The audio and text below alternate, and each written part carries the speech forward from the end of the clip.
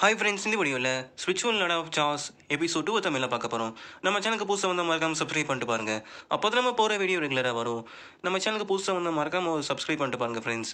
அப்போ தான் எனக்கு கொஞ்சம் மோட்டிவேஷனாக இருக்கும். வாங்க வீடியோக்குள்ளே போகலாம். எபிசோட் ஸ்டார்டிங்லேயே வந்து நம்ம ஹீரோ வந்து யூலாம் அங்கே பார்த்து வந்து சொல்லிட்டு இருக்கான், என்னை காப்பானதுக்கு ரொம்பவே நன்றி அப்படின்னு சொல்லிட்டு இருக்கான். இந்த மாதிரி ஒரு பொண்ணு வந்து என்னை காப்பாதோன்னு நான் நினைக்க கூட இல்லை அப்படின்னு சொல்லிட்டு இருக்காங்க. ஆனால் அவள் வந்து சொல்கிறா, அதெல்லாம் நீங்கள் தேங்க்ஸ் சொல்ல தேவையில்லை.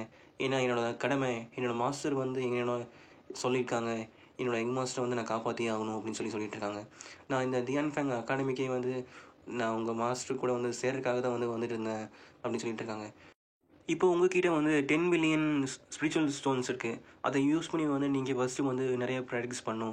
உங்களோட லெவலில் வந்து நீங்கள் இன்க்ரீஸ் பண்ணி ஆகணும். மாஸ்டர் வந்து அதுக்காக தான் வந்து உங்களுக்கு நிறைய கொடுத்துருக்காங்க அப்படின்னு சொல்லிட்டு இருக்காங்க. நம்ம ஹீரோவும் பார்க்குறான், ஆமாம் நான் கண்டிப்பாக வந்து அதை பண்ணியே ஆகணும் அப்படின்னு சொல்லிட்டு இருக்காங்க. சரி நான் கிளம்புறேன், இந்த ஸ்பிரிச்சுவல் ஸ்டோனை வச்சுக்கோங்க, ஏதாவது ஆபத்துனா வந்து என்னை கூப்பிடுங்க அப்படின்னு சொல்கிறாங்க. நம்ம ஹீரோவும் நான் உடனே வந்து சேம்பருக்கு போய் ஆகணும், அங்கே போய் நிறைய வந்து நான் வாங்கி ஆகணும் அப்படின்னு சொல்லி நினைக்கிறான். நம்ம ஹீரோ அதே மாதிரி வந்து சேம்பருக்கு முன்னாடி போய் பார்க்குறான். ஆனால் அங்கே இருக்க கார்ட்ஸ் வந்து உள்ளே விட மாட்டாங்க. உன்ன மாதிரி ஒரு சீப்பான ஆள்லாம் வந்து இங்கே வரவே கூடாது, அந்த தேபு பல்வீனுக்கு வந்து நீ வரவே கூடாது அப்படின்னு சொல்லி சொல்கிறாங்க. ஒழுங்காக வெளியே போயிரு அப்படின்னு சொல்கிறான். ஆனால் நம்ம ஹீரோ வந்து அவங்ககிட்ட இருக்க அந்த ரிச்சுவல் கார்டை காமிச்ச உடனே வந்து அவன் எதுவுமே பேசாமல் வந்து நம்ம ஹீரோ வந்து உள்ளே அனுப்பிடுறான். சரி ஓகேன்னு சொல்லி நம்ம ஹீரோவும் உள்ளே போகிறான். உள்ளே வந்து ஒரு சர்வ் பண்ணுற ஒரு பொண்ணு வந்து இருக்கா. நம்ம ஹீரோ வந்து நில்லுங்க, எனக்கு கொஞ்சம் தேவைப்படுது, அதெல்லாம் வந்து எனக்கு எடுத்து கொடுங்க அப்படின்னு சொல்கிறாங்க.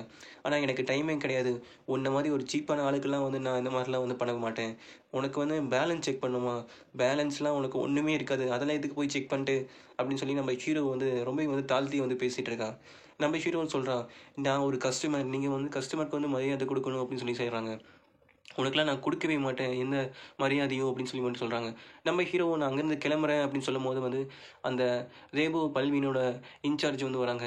என்னை மன்னிச்சிருங்க இதை இப்படி பேசினதுக்காக. நான் உனக்கிட்ட எத்தனை தடவை சொல்லியிருக்கேன் இந்த மாதிரிலாம் பேசக்கூடாதுன்னு சொல்லியிருக்கல கஸ்டமர்கிட்ட, எல்லாத்தையுமே வந்து ஈக்குவலாக தான் நீ பண்ணியிருக்கணும் அப்படின்னு சொல்லியிருக்காங்க. அவங்க வந்து நம்ம ஹீரோ கிட்ட இருக்கிற அந்த சுடிச்சுவல் கார்டை வந்து ஸ்கேன் பண்ணி பார்க்குறாங்க.